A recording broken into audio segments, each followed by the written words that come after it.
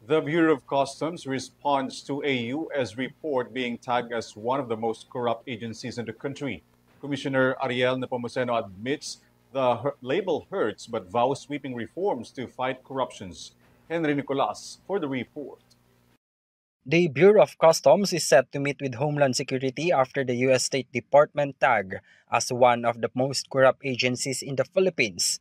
BOC Commissioner Ariel Nepomuceno admitted he was hurt upon hearing the news, but said they must address and correct the issues raised. Nepomuceno assumed in office in July 2025 and assured the public they will implement full accountability.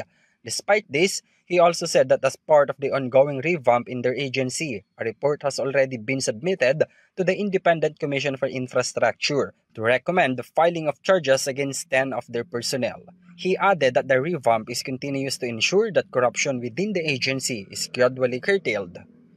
Nepomuceno admitted that corruption may not be completely eliminated during his entire term, but he assured that under his leadership, smugglers and corruption will have a difficult time while he is in office. Ano talaga ito, cat and mouse. Ayokong bulangin ng ating mamamayan. Hindi ko nga ipangako na matitigil ang corruption o smuggling. Yan ang aming problema, smuggling during my time. Hindi ko nga pangako yan, ipopulahan ka agad. Ang aming pangako, magiging napakahirap ng smuggling habang ako komisyon. Yun ang aming pangako. Until ma-fully automate natin.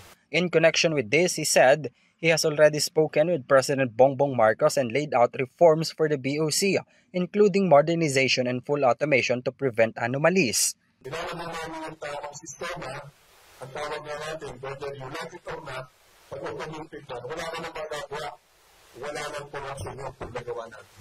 That's the only solution.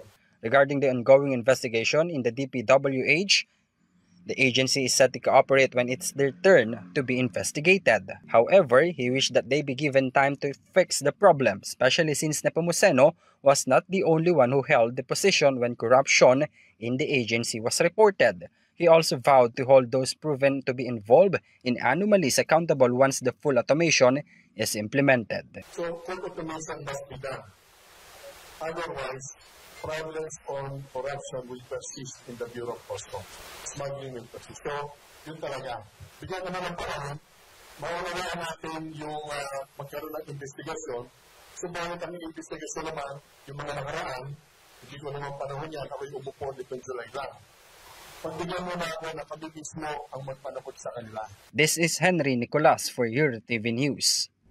Hi, this is Griza Lopez. Follow and tune in with our daily live newscast only on EuroTV News Threads official Facebook page. You may also catch us at Pinoy Extreme Cable Channel and on our other social media accounts. You may also visit our official website, eurotvph.com, for more news and information.